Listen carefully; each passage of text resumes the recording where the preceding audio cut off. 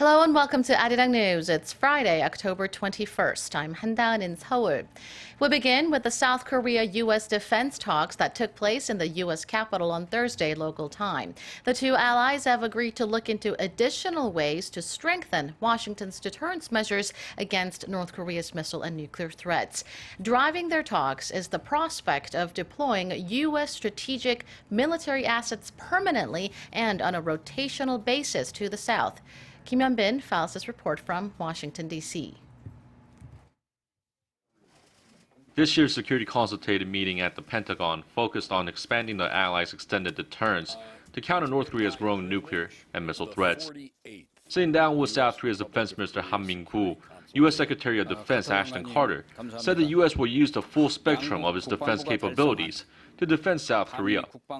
He added that Washington is changing the structure of its forces on the peninsula to meet that end. We're adapting our force structure on the peninsula, most recently by agreeing as allies to deploy THAAD to defend against North Korean missile threats.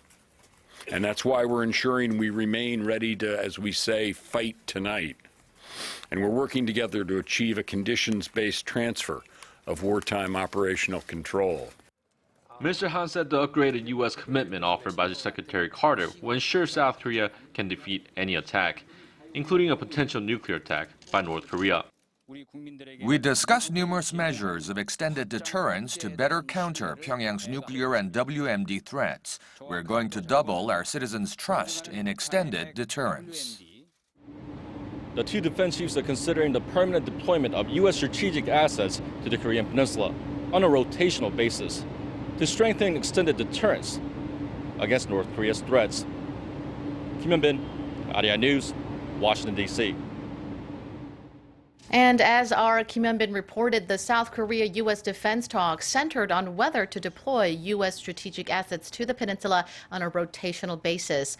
Our Connie Kim now gives us a look at which pieces of hardware could be on the list. South Korea and the U.S. is reviewing the possibility of deploying U.S. strategic military assets to the Korean peninsula on a rotational basis as a deterrent against North Korea. South Korean military officials say the move would enable the allies to respond immediately to the North's provocations.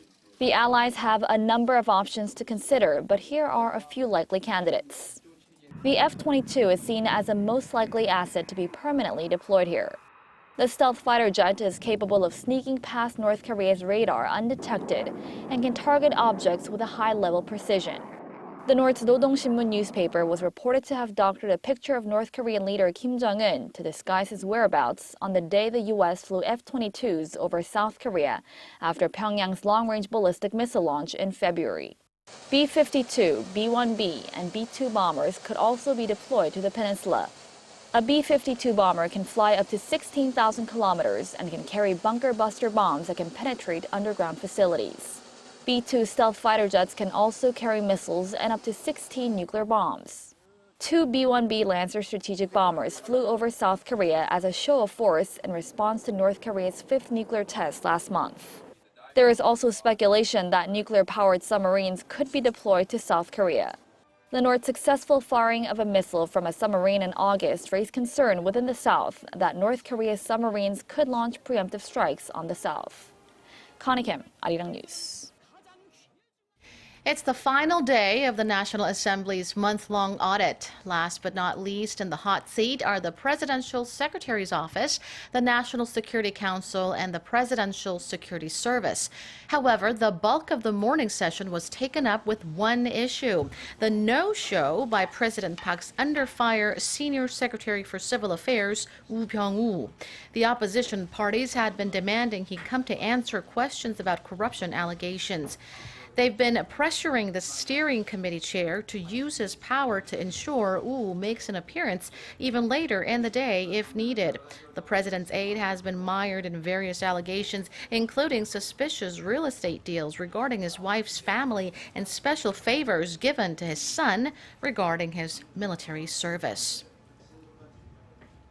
And some big news for tech fans. Apple's iPhone 7 and iPhone 7 Plus hit shelves in Korea on this Friday. Today, the models, which boast features such as wireless earphones and a much improved camera, are available at retailers nationwide. The iPhone 7 series comes in 5 colors and carries a price tag of roughly $770 for an iPhone 7 and about $900 for an iPhone 7 Plus. Reflecting the popularity of the new models, pre-orders were more than double that of the iPhone 6 series. Apple is expected to see a significant boost in iPhone sales due to the termination of Samsung's Galaxy Note 7. As the race for the White House enters the home stretch, Donald Trump has clarified his position on his claims the election is rigged.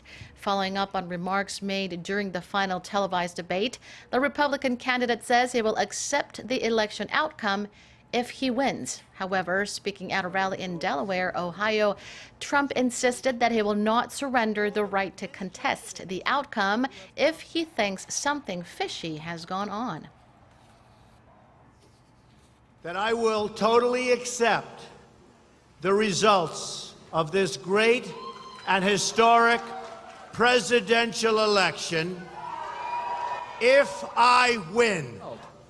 But I would also reserve my right to contest or file a legal challenge in the case of a questionable result.